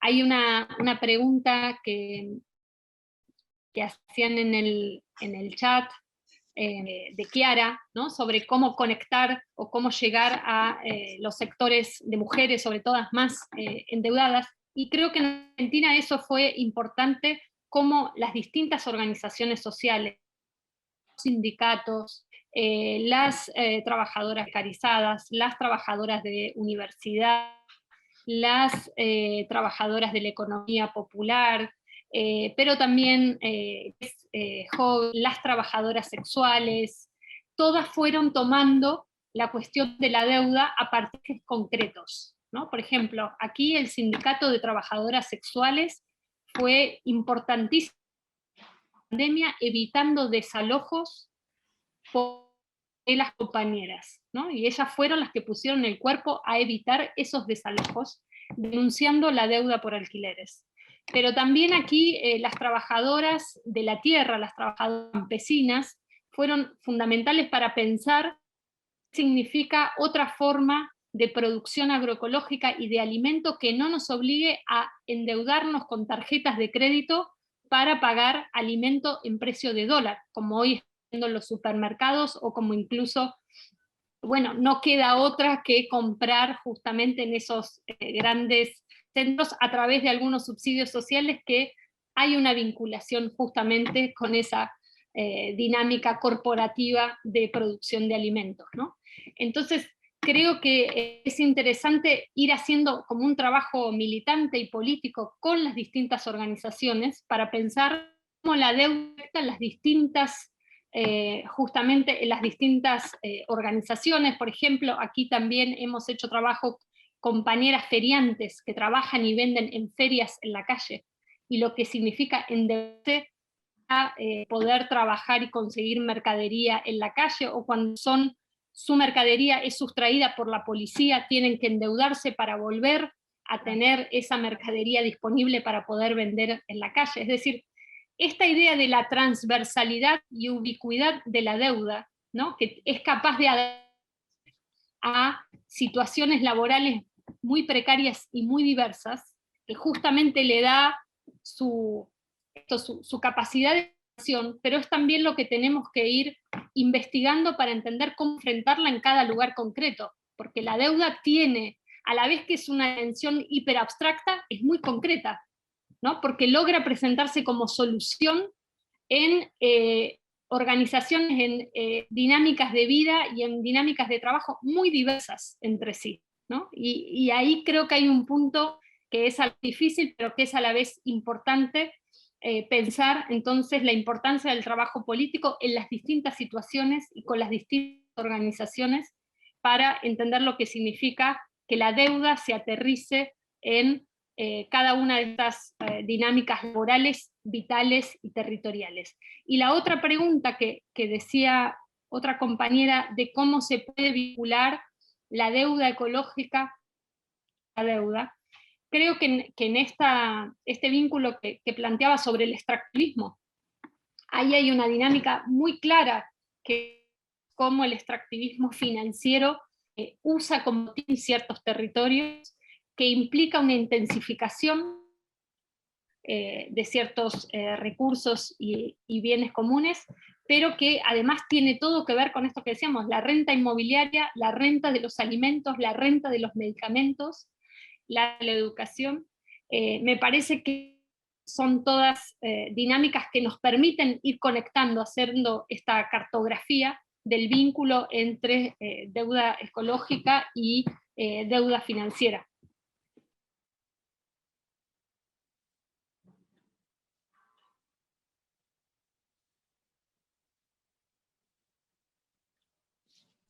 Pardon, j'avais mon micro coupé.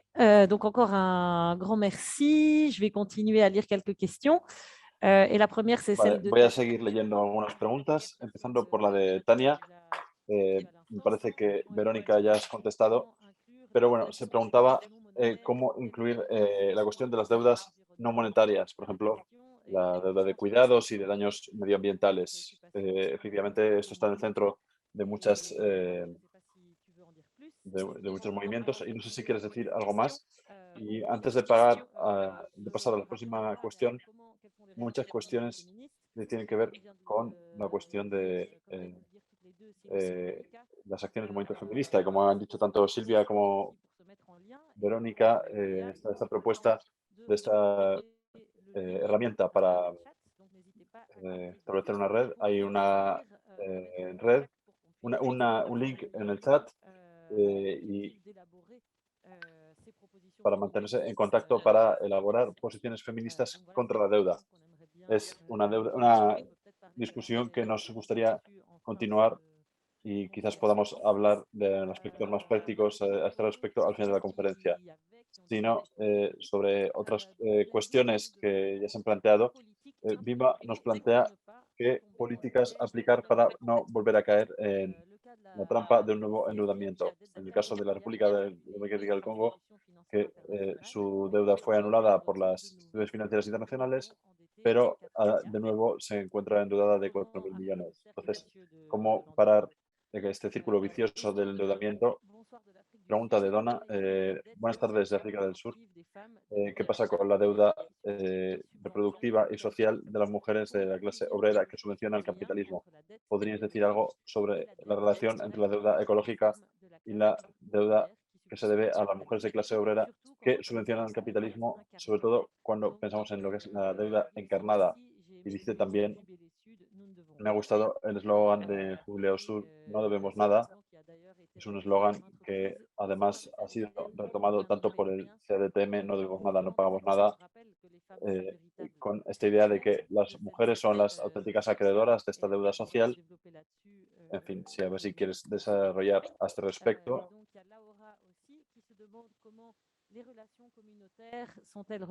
Luego, sobre cómo las relaciones comunitarias se hablan de Argentina, ¿a qué tipo de poblaciones te refieres? Voy a leer 3 preguntas más y después os dejo la palabra. Después está Françoise, que nos habla de una gran deuda contra la deuda pública de los países en desarrollo. Ha habido un montón de firmas en la Unión Europea, lo que facilitó la cancelación de la deuda en una época en la que no existía ni siquiera el Minitel.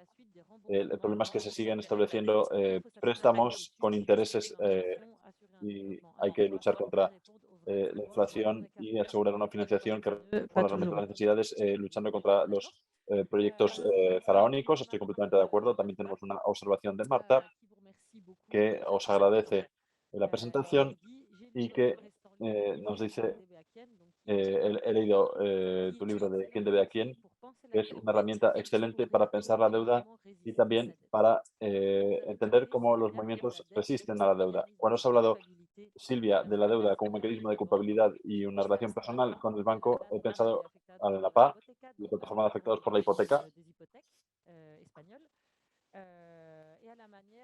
y la manera del Estado español y la manera de que eran, al fin y al cabo, personas que se juntaban y se dan cuenta de que lo personal era político. De la misma manera que decíais antes, es una cuestión, no solo una cuestión simplemente de deuda individual, sino que es una cuestión política y colectiva, y de estas personas se daban cuenta de que no era su culpa por el hecho de tratar de alimentar a su familia, sino era el resultado de una política del capital. Entonces, las asambleas se aseguraban de que nadie volviera solo al banco para renegociar su hipoteca, ni se dejaran intimidar por el director de la banca, fueran siempre acompañados por dos compañeras de la PA para enfrentar esta negociación. Aquí en Sudáfrica, todos los muros están llenos de pegatinas de prestamistas privados y los medios de comunicación te explican que es culpa de la responsabilidad individual la deuda individual. Entonces, como ves, hay mecanismos psicológicos de control. A ver, yo me he apuntado también y quería hacer un par de observaciones. En primer lugar, gracias, Verónica, por la noción de extractivismo que se añade a otros conceptos que ya conocemos y que permite relacionar y pensar otra noción que defendemos en el CDTM, que es la noción de expropiadores, que relacionamos con distintas luchas, expropiación de cosas muy diversas, de tus bienes, de tu trabajo, de tu vivienda, y hay que asociarlo y hay que asociar la anulación de la deuda a la reapropiación de los comunes, como decía Silvia, pero creo que también es útil articular estos comunes no solo en tanto que bienes tangibles,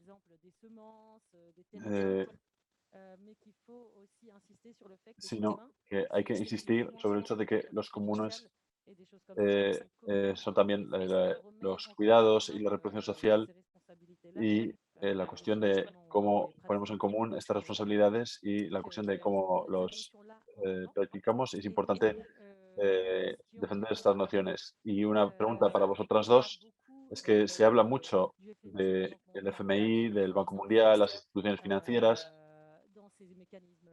y en todos estos mecanismos. Y entonces me gustaría escuchar vuestra posición más específica sobre el papel de los estados, porque a menudo se les presenta como víctimas de las medidas de estas instituciones financieras, que se les obliga a recortar gastos, pero en realidad son también actores fundamentales de las opresiones estructurales patriarcales, racistas y extractivistas. Entonces me gustaría conocer vuestra posición sobre las reivindicaciones que un movimiento feminista sobre la deuda tiene que plantear hacia el Estado y hacia los gobiernos. Un montón de preguntas. En fin, vamos a intentarlo. En fin, voy a empezar por lo último. Espero haberlo entendido todo.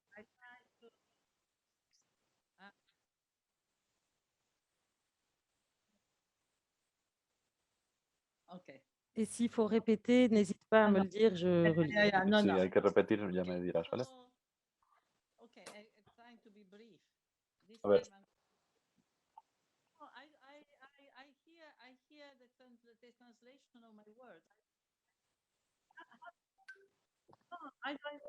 A ver, estoy oyendo la traducción.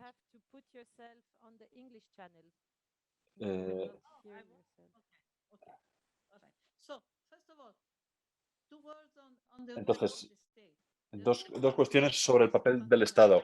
El papel del Estado es fundamental.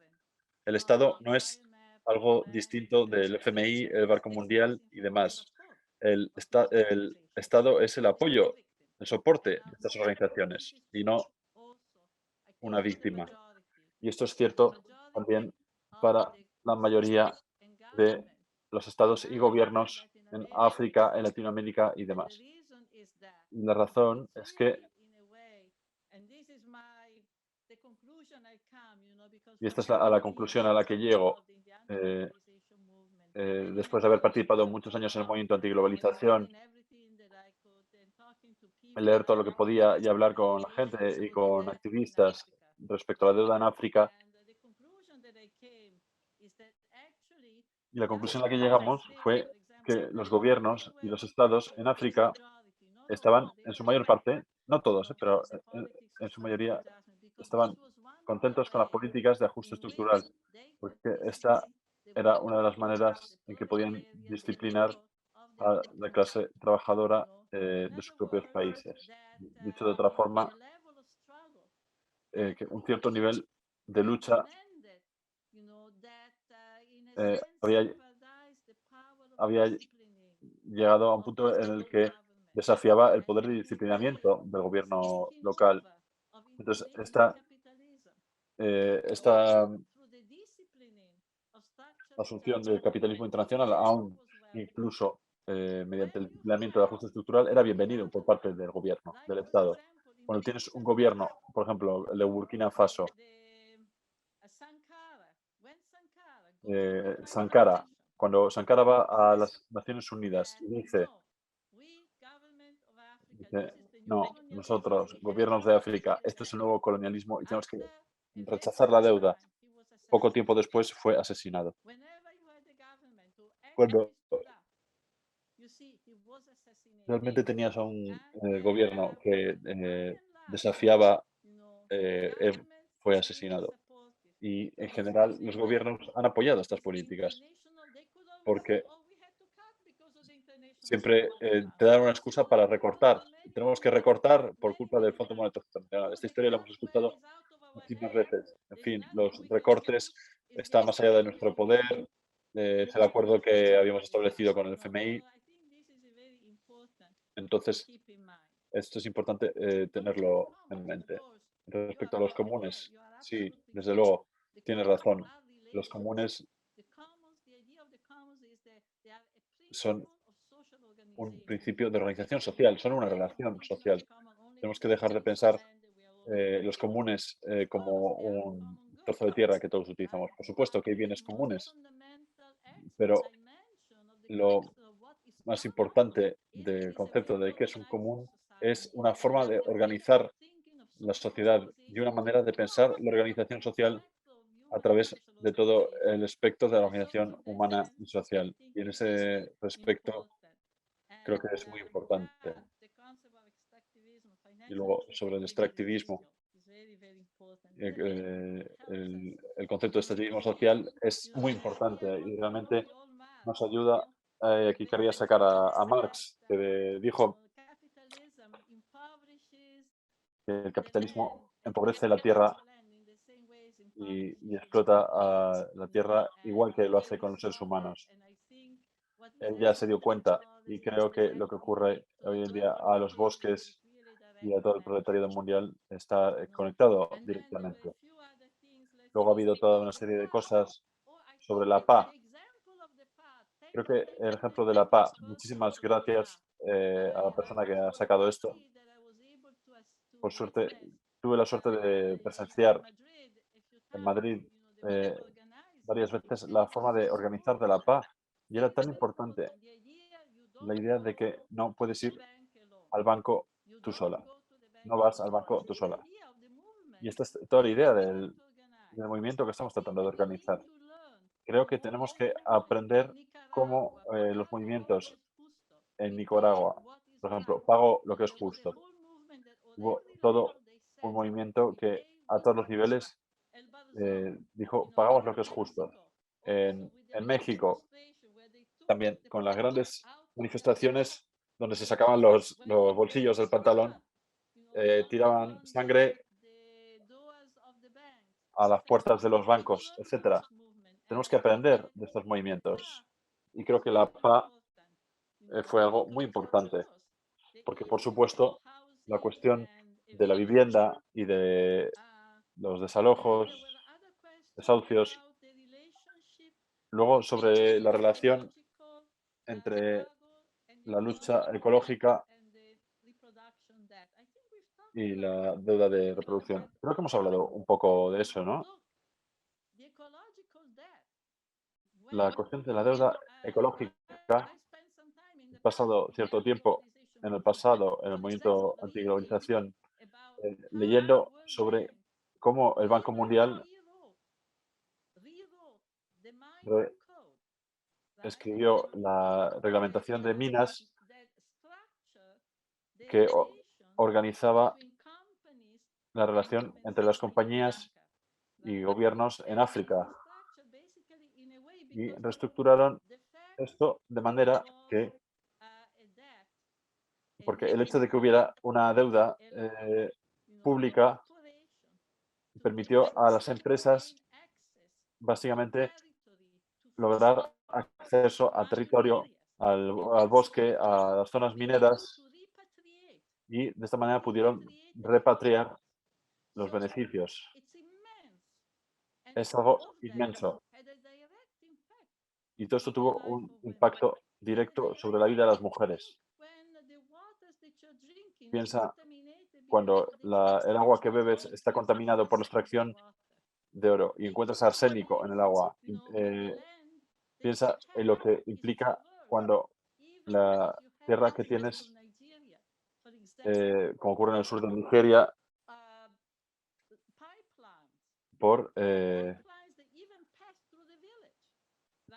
tuberías que atraviesan las aldeas. Y esto está contaminando el área, contaminando el agua, además de devaluar la moneda, empobrecer a la gente y demás. Esto es muy potente. Podríamos hablar durante muchas horas.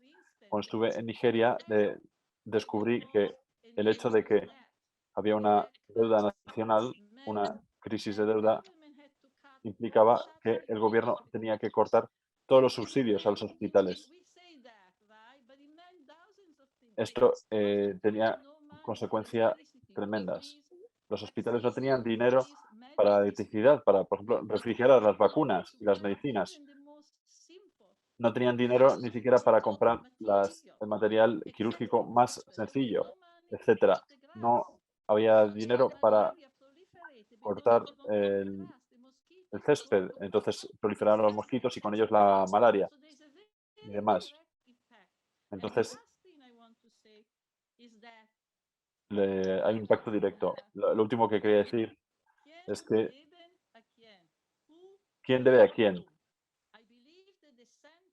Creo que el centro de una movilización global feminista contra la deuda tiene que invertir los términos. Tú nos debes, no te debemos nosotros a ti. Entonces las mujeres tienen que organizarse para hablar y analizar lo que implica la deuda en su vida, pero también ver lo que este trabajo reproductivo, y más que trabajo doméstico, el trabajo reproductivo en realidad va más allá del hogar. Lo que hace, quiénes son los beneficiarios, como el Estado, las compañías, el capitalismo ha beneficiado, se ha aprovechado, ¿no? En realidad somos nosotros los acreedores. Se nos debe a nosotras. Tenemos que empezar un movimiento que plantee, que denuncie el hecho de que se nos debe a nosotras. Y creo que esto es extremadamente importante, porque el capitalismo cada vez más vive del trabajo impagado, del trabajo no contractual. Te usan y te descartan. Te usan y te descartan. Te utilizan y tu explotación se invisibiliza completamente. Y tenemos que invertir esto. Y tenemos que decir que queremos una vida distinta y tenemos trabajado para vosotros y ahora nos tenéis que devolver. Queremos nuestra riqueza de manera retroactiva, además. Bueno, creo que esto último que dice Silvia es la inversión radical, ¿no? Y el movimiento político más importante, ¿no? que permite justamente lo que ella llama también formas de reapropiación de la riqueza colectiva, ¿no? que creo que ese es el movimiento, no solo analizar y especificar qué hace la deuda con nuestras vidas, con nuestra energía, cómo vampiriza, de nuevo para usar una imagen de Marx, la fuerza de trabajo en sus dinámicas, incluso hoy no asalariadas, sino que también pensar, bueno, cómo el segundo paso es esos movimientos de reapropiación, reclamando ser acreedoras y acreedores de eso que es la riqueza colectiva, ¿no? Me parece que ese doble movimiento entre diagnóstico, crítica, análisis y fuerza para las dinámicas de reapropiación es fundamental. Quería contestar dos cuestiones que anoté de las preguntas y los comentarios. Una es que preguntaba qué significan las relaciones comunitarias o a qué nos referimos o a qué me refería yo cuando hablaba de eso en Argentina. Bueno, aquí se llama organizaciones populares comunitarias a todas las organizaciones sociales, especialmente feministas, que organizan estas dinámicas de reproducción social, ¿no? Que organizan formas de cuidado, formas de salud comunitaria, formas de conquista de políticas públicas, incluso varias que están disputando también formas sindicales o gremiales que organizan otras formas de trabajo, ¿no? Autónomo, de las economías populares. Entonces creo que esa dinámica comunitaria es muy importante como un componente, ¿no? De estas redes de autogestión, de esta capacidad de gestionar, decíamos, de otras maneras los territorios, de vínculo político, social. Creo que son redes fundamentales, por ejemplo, para la cuestión de la violencia de género, son las que se están haciendo principalmente cargo de estas dinámicas de violencia en los territorios. Entonces esas relaciones comunitarias, sociales, populares, feministas, son clave también en la organización de base, ¿no? de esto que llamamos movimiento feminista en un sentido amplio. Y el segundo punto que quería decir, en relación a un comentario que me parece muy importante, que es toda la cuestión de la educación financiera. Porque de nuevo vemos, por lo menos en América Latina, un nuevo discurso sobre el endeudamiento se debe a que falta educación financiera, ¿no? De nuevo esta idea de iletrados o iletradas financieras que no saben gestionar, ¿no? Y que cada vez, bueno, esto se ha profundizado muchísimo con la pandemia, donde las dinámicas de virtualización del dinero, ¿no? Tanto para recibir subsidios como para pagar distintas cuestiones, se hace a través ahora de plataformas. Entonces ahí tenemos también como una suerte de extractivismo digital, de esta economía de plataformas sobre datos, ¿no? Y sobre un avance de la financiarización que pone de nuevo en el eje la discusión sobre educación financiera, ¿no? Y otra vez recurrir a este tópico de que falta educación financiera como la clave o como el sinónimo de democratización financiera. Creo que de nuevo eso es algo a discutir muy profundamente, porque es también una remanida estrategia colonial, ¿no? De decir, bueno, no saben usar las finanzas, no saben trabajar con estos productos, entonces hay que enseñar, es toda una otra forma de culpabilización también, ¿no? Entonces, creo que esto es bien urgente porque hoy también se están expandiendo debido a la pandemia y acelerando de una manera que no se pensaba hace algunos años el uso, ¿no? Y la virtualización de ciertas transacciones en todas las poblaciones, ¿no? Entonces, creo que eso es un punto fundamental también de a qué se llama educación financiera, quién habla con ese discurso, por qué hay de nuevo una campaña sobre educación financiera en América Latina y otras regiones y demás.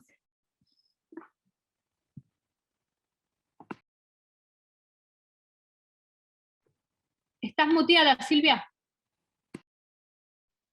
Sí, que junto a esto debemos hacer una crítica al concepto de capacity building. Porque el concepto que la Banca Mundial ha usado por años y años, capacity building, que es un concepto racista, completamente racista, que han usado para mover el ajuste estructural, y que dice que deben crear el capacity building. Capacity building es la educación financiera. Es prácticamente a interiorizar los mandatos del capitalismo, a interiorizar que es tu culpa, etcétera, etcétera, entonces, capacity building significa que tú no tienes capacidad.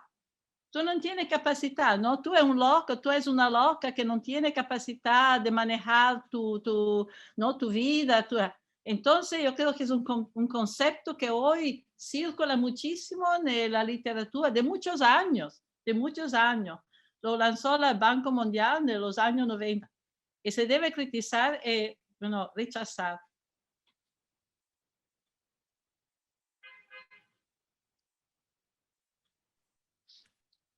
Merci pour vos réponses. Muchas gracias por sus respuestas. Hay una última pregunta que creo está vinculada con lo que acaban de mencionar ambas. nos dice que varias organizaciones y ONGs, incluso de acciones de microcréditos que dicen ser equitables y que instauran mecanismos de acompañamiento social y de creación de microseguros, ¿qué piensan de que es posible de apoyar estas asociaciones de microcréditos, o es que los microcréditos son descalificados en este sentido? Esta es la última pregunta y nos quedan 8 minutos, así que aprovecho para invitarlos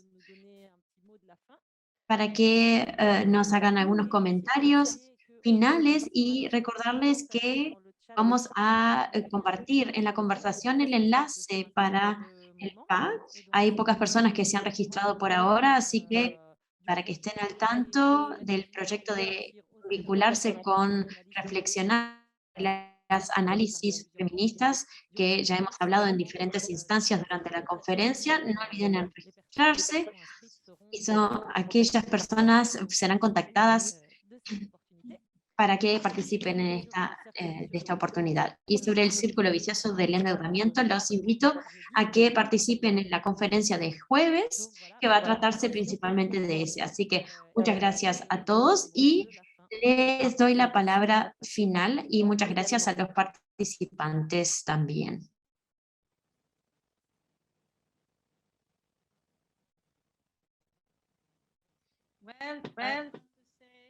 Bueno, quería decir en cuanto a los microcréditos y la finanza, ya sabemos cuáles son las condiciones de cómo podemos apoyar algunos de estos planes, pero recuerdo cuando Yunus lanzó los microcréditos y fue fascinante, fue increíble, pero en poco tiempo vimos que todas estas empresas de microcréditos pusieron intereses y todo tipo de condicionalidades, así que esto es realmente un tema, pero en lo relativo a las palabras finales, para resumir un poco lo que dijimos es que aquello que dijo Verónica y yo, estamos muy serias sobre el trabajo que fue realizado por ustedes, en colaboración con ustedes en especial, de cómo crear un movimiento feminista. Y, por supuesto, tenemos una dimensión internacional para esto. Uno de los aspectos que me gustaría que sucediera, ahora que tenemos estas instancias, lo que me gustaría, también teniendo en cuenta, Marchet, que las mujeres,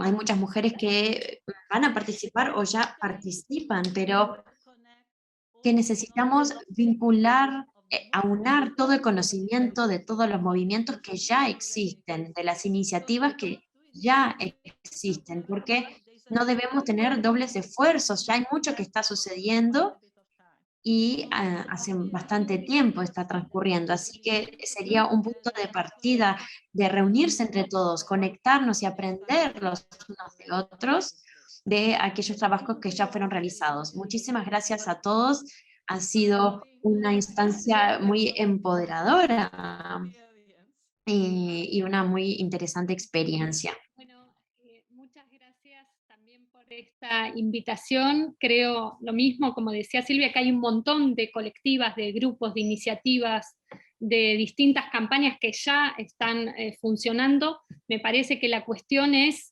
cómo encontramos alguna iniciativa en común, cómo hay un momento en que podemos converger o coordinarnos para demostrar cierta fuerza y cómo vamos compartiendo, digamos, lo que se va produciendo de una manera más sistemática, ¿no? Creo que eso es interesante contra esta fragmentación de la deuda, ¿no? Que pone a cada quien en su propia situación, cómo hacemos de esa, digamos, fragmentación un conocimiento y al mismo tiempo lo ponemos en un plano en común. Creo que bueno, que la experiencia que hemos tenido estos últimos años, por ejemplo, con la huelga feminista, es un momento de visibilizarnos entre nosotras, entre nosotres, ¿no? Y mostrar la capacidad de denunciar de manera colectiva y con acciones de fuerza la cuestión del endeudamiento y actualizar también lo que está significando la deuda en la pandemia, ¿no? En este momento de crisis. Creo que de nuevo estos 2 años han puesto la cuestión de la deuda en primer plano está en juego qué significa un horizonte respecto a cómo van a seguir estas situaciones de crisis de vivienda, crisis alimentaria, crisis ecológica, y analizar desde ahí lo que podemos hacer en relación a confrontar la deuda. Me parece que es una dimensión programática urgente.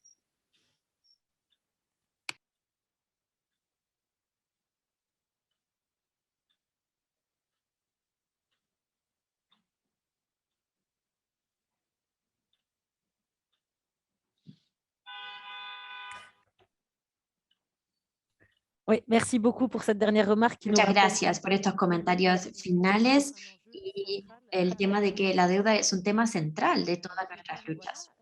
Así que nos ha dado mucho placer haber terminado esta conferencia con una perspectiva para que mantengamos contacto y hagamos un enlace entre todos para un análisis y poner en práctica nuestro movimiento. Así que les agradezco a todos que hicieron la gestión de la técnica y que pongan fin a esta conferencia. Terminamos 2 minutos antes de la hora prevista.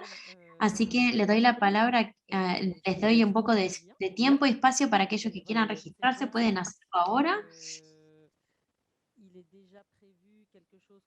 ¿Tenemos previsto algo o cómo nos contactaremos para aquellos, si no, hagan la pregunta ahora o si no, será una especie de sorpresa? Pero en todo caso, muchísimas gracias a todos. Esto ha brindado muchas perspectivas sobre nuestro trabajo, así que buenas tardes a todos y hasta la próxima. merci à tout le monde. Muchas gracias a todos. Chao. Chao. Chao. Chao, Silvia. Chao.